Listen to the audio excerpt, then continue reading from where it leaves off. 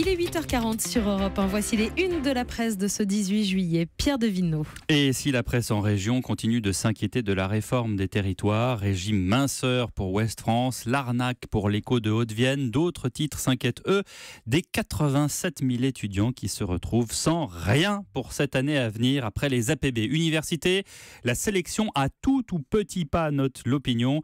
Entre tirage au sort et triage par l'échec, le système est à bout de souffle. C'est le master en hypocrisie, écrit Nicolas Bétou. On ne veut surtout pas parler de sélection et pourtant, malgré les précautions de langage, il s'agit bien là, note notre confrère, de trier des étudiants au sort pour obtenir le droit de s'inscrire dans des matières surencombrées, grand gaspillage de ressources et de talents. Idem dans Libération, Champagne, dépression, post-bac. Là encore, on fait de la sémantique, mais le mot gâchis est à nouveau utilisé, même si Frédérique Vidal, la ministre de l'Enseignement supérieur, entend transformer le système en 2018. Dans Libération tout court, le quotidien national, interview de la présidente de l'île 3, Fabienne Blaise, qui dit que oui, il faut quelque chose de plus juste que le tirage au sort. Cette solution, dit-elle, c'est le prérequis, autrement dit, une présélection. Mieux, dit-elle, qu'une sélection par l'échec. Opinion contrée par le vice-président de la FAGE qui lui prône une meilleure orientation dès le lycée. On lutte contre les incendies de forêt et dans les incendies dans vos journaux ce matin, Nice matin. Alarmante une avec ce feu de castagnier dont on vous a parlé. Et il n'y a pas plus tard qu'il y a quelques secondes dans le journal de Sébastien Krebs. Incendie menace des étés chauds, c'est la une de la Croix qui consacre un dossier sur ce fléau en pages 2 et 3.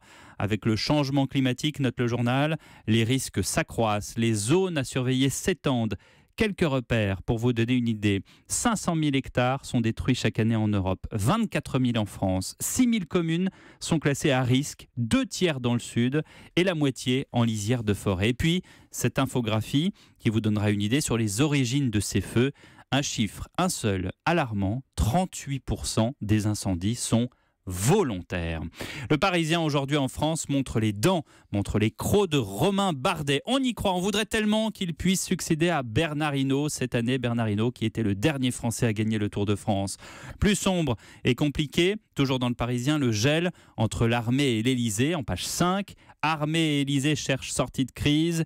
Mais pourquoi le général de Villiers, 61 ans, atteint par la limite d'âge, vient d'être prolongé dans ses fonctions dans ce cas, s'interroge mon confrère Henri Vernet. Parce qu'il fait tourner la boutique. C'est l'homme de tous les rouages, affirme un autre général bien placé, tandis qu'un autre gradé y voilà tout simplement une bonne entourloupe. Le président Macron laisse d'abord entrevoir une hausse du budget de la défense, puis finalement c'est Bercy qui annonce la coupe budgétaire. Entre-temps, plus de Le Drian, plus de Goulard, une Florence Parly qui vient d'arriver et qui n'a pas le temps d'arbitrer. Résultat, pour recoller les morceaux, c'est Emmanuel Macron lui-même qui pourrait, comme on dit, faire un geste.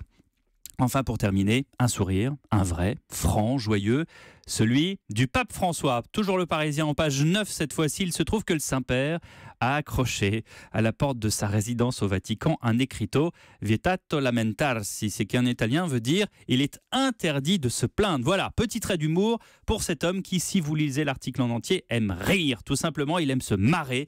Il n'arrête pas de faire des blagues au Vatican, des canulars téléphoniques. Et dans ses prières, il demande justement à Dieu de lui donner le sens de l'humour.